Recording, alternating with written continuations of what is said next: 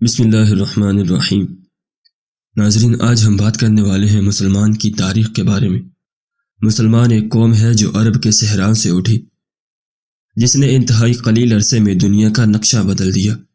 عرب جس کے متی ہوئے، ایرانی باغزار بنے اور رومی ٹیکس دہندہ۔ عرب کے ریگزاروں سے اٹھنے والی یہ قوم ایک عجیب اور حیران کن قوم تھی۔ دنیا جن کی ترقی کا راز سمجھنے سے درماندہ ہو گئی۔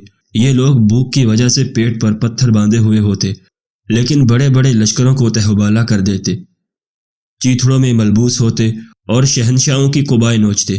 یہ قوم بڑی اور بڑھتی چلی گئی، پھیلی اور پھیلتی گئی۔ فتح ان کا مقدر اور نصرت ان کی تقدیر تھی۔ یہ جدھر نظر اٹھاتی اور جدھر قدم بڑھاتی، وہ زمین اس کی زمین اور وہ جہاں اس کا جہاں ہوتا۔ اپنے اعلیٰ اور مقدس مقصد کے لیے یہ قوم مارکا ہائے کارزار میں کود پڑتی، خشکیوں میں جنگ لڑتی، دریاؤں میں مار کے بپا کرتی، کبھی یورپ کے کلیساؤں میں اذانوں کی آوازیں بلند کرتی اور کبھی افریقہ کے تپتے صحراؤں میں نعرہ ہائے تکبیر کے نغمے الاپتی۔ اللہ کے سوا کسی سے نہ ڈرتی اور تلواروں کی چھاؤں میں توحید کے گیت گاتی۔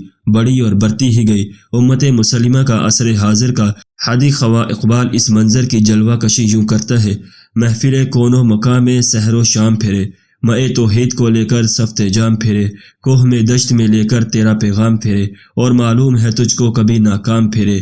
دشت تو دشت ہے، دریا بھی نہ چھوڑے ہم نے، بحر ظلمات میں دوڑا دیے گھوڑے ہم نے۔ یہاں تک کہ ابھی پہلی صدی ہجری ختم نہ ہوئی تھی کہ مشرق میں سندھ اور چینی ترکستان تک اور مغرب میں اندلس تک اس کی حدود سلطنت پھیل گئی۔ اور پھر یہ صرف تلواروں کی فتح نہیں تھی، صرف سیاسی غلبہ اور اقتدار نہیں تھا، بلکہ یہ قوم دلوں پہ راج کرتی تھی۔ اس کے مفتوحہ علاقے خالص اسلامی تہذیب کا مرکز بن جاتے تھے۔ اس قوم نے علوم و فنون کے دریا بہائے، ایجادات و اختراعات کی ایک ختم نہ ہونے والی فہرست کا صحرا اس قوم کے سر ہے۔ اس قوم نے زندگی کے ہر میدان میں دنیا کی امامت کی۔ سوال یہ ہے کہ اس قوم کی تشکیل کس نظریہ پر ہوئی اور اس کی فلک بوس عمارت کن بنیادوں پر اٹھائی گئی؟ وہ کیا چیز تھی جس نے انسان کو کلی طور پر بدل دیا؟ منتشر افراد اتحاد کا پیکر بن گئے، حروف ابجد سے ناواقف مسند علم و حکمت کے تاجدار بن گئے، زندہ جانوروں کا گوشت کاٹ کے کھا جانے والے اتنے رحم دل بن گئے کہ اگر کبوتری ان کے خیمے میں انڈے دے دے تو وہ خیمہ چھوڑ دیتے ہیں تاکہ کبوتری کا اندھا نہ ٹوٹے۔ دنیا میں مگن رہنے والے اور بتوں کی ڈنڈوٹ بجا لانے والے نشہ توحید میں اس قدر سرمست ہو گئے کہ وہ راتوں کے راہب اور دنوں کے شہ سوار بن گئے۔ ان کی رہبانیت بھی اللہ کے کلموں کو بلند کرنے کے لیے تھی اور شہ سوار بھی اعلیٰ کلمت اللہ کے لیے تھی۔ یہ اسی کا تھا کرشمہ کے عرب کے بچے کھیلنے جانے لگے ایوان کے کسرا میں شکار۔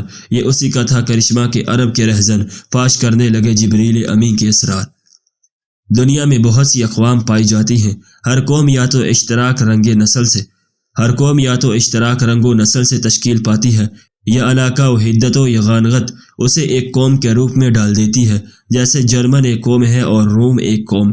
کبھی کبھی وحدت زبان بھی قوم کی بنیاد بن جاتی ہے، جیسے عرب ایک قوم اور عجم ایک قوم۔ لیکن مسلمانوں کی قومیت کا سبب نہ رنگ کا اتحاد تھا، نہ زبان کا، نہ علاقے کی یغانغت اس کا ذریعہ بنی، اور نہ ہی کوئی جغرافیائی عوامل، بلکہ مسلم قومیت کی بنیاد صرف اور صرف کلمہ طیبہ لا الہ الا اللہ محمد الرسول اللہ تھی، ہے اور رہے گی۔ جس نے بھی اس کلمہ طیبہ کا اقرار کر لیا، وہ کسی قوم کا ہو، کوئی رنگ رکھتا ہو، کوئی زبان بولتا ہو اور دنیا کے کسی خطے سے تعلق رکھتا ہو، وہ ایک قوم بن گئے۔ وہ مکے کا ابو بکر، روم کا صہیب ہو، فارس کا سلیمان ہو یا حبشہ کا بلال رضوان اللہ علیہم اجمعین، جو بھی اس کلمہ طیبہ کا اقرار کرتا گیا اسی قوم کا فرد بنتا گیا۔ ہزاروں قومیں وجود میں آئیں، دہر میں خشک و تر کے رشتے سے ہم نے بنیاد دوستی رکھ لی، یاد خیر البشر کے رشتے سے امتیازات اور تفاوت کی تمام بنیادیں منہدم ہوتی گئیں۔ جو یہاں سے آیا، جو بھی زبان بولتا ہو، جو بھی رنگ رکھتا ہو، جس بھی قبیلے کا فرد اور جو بھی ہو، اس قوم کی پہچان کلمہ طیبہ تھا۔ جس نے بھی اس کلمہ طیبہ کا اقرار کیا، وہ مسلم قوم کا ایک فرد بن گیا۔ حکیم الامت حضرت اقبال رحمۃ اللہ علیہ کے خوبصورت اور جامع الفاظ میں اپنی ملت پر قیاس اقوام مغرب سے نقل، خاص ہے ترکیب میں قوم رسول ہاشمی، ان کی جمعیت کا ہے ملک و نسب پر انحصار، قوت مذہب سے مستحکم ہے جمعیت تیری۔ اسی وحدت نے انہیں ایک قوم بنا دیا، بنائے ملت کی اسی فکر کا ایک عملی مظاہرہ مواخات مدینہ کے روپ میں دنیا نے دیکھا۔ جب نبی کریم صلی اللہ علیہ وسلم نے ایک مہاجر اور ایک انصاری کو بائی بائی بنا دیا، محبت، اخوت اور بھائی چارہ کے جو مظاہر یہاں دیکھنے میں آئے، دنیا کی تاریخ ان کی مثال پیش کرنے سے قاصر ہے۔ وہ بائی بائی نہ رہا جو اگرچہ ماں جایا ہے لیکن اخوت اسلامی اور قومیت کلمہ میں نہیں آیا، اور وہ بائی بائی ہے جو اگرچہ اجنبی ہے لیکن کلمہ طیبہ کے اقرار نے اسے مسلم قومیت کا ایک فرد بنا دیا ہے۔ اسی نظریہ قومیت کا ایک مظاہرہ غزوہ بدر کے پس منظر میں دیکھا جائے کہ جب جنگ کے لیے صف بندی ہوئی تو بیٹا باپ کے مقابلے میں تھا، بھائی بھائی کا مقابل تھا اور ماموں کا حریف اس کا بھانجا تھا۔ کسی نے اپنے باپ کو قتل کیا اور کسی نے ماموں کو، تاکہ اس بات کو عملی شکل میں عیاں کر دیا جائے کہ جو کلمہ طیبہ کے دائرے میں نہیں آیا وہ ہماری قوم کا فرد ہی نہیں، اگرچہ بظاہر جتنا بھی قریبی ہو۔ اور بدر کے قیدیوں کے متعلق سیدنا فاروق اعظم رضی اللہ تعالی عنہ نے یہی مشورہ دیا تھا کہ یا رسول اللہ، میرے رشتہ دار میرے حوالے کر دیے جائیں۔ ابو بکر رضی اللہ تعالی عنہ کے رشتہ دار ابو بکر کے حوالے کر دیے جائیں، ہر مسلمان کے قیدی رشتہ دار اس کے حوالے کر دیے جائیں، وہ انہیں اپنے ہاتھوں سے قتل کر دے تاکہ زمانے پر واضح ہو جائے کہ جو مسلمان نہیں وہ ہمارا کچھ نہیں لگتا۔ ایسا کیوں نہ ہوتا جب کہ اللہ تعالیٰ نے بنائے قومیت اسی چیز کو قرار دیا۔ ارشاد ہے، تم ایسی قوم نہیں پا سکتے جو اللہ تعالیٰ اور یوم آخرت پر ایمان رکھتی ہو اور وہ ایسے لوگوں سے دوستی رکھے جو اللہ اور اس کے رسول کے مخالف ہوں، اگرچہ وہ ان کے باپ یا ان کے بیٹے یا ان کے بھائی یا ان کے خاندان والے ہی کیوں نہ ہوں۔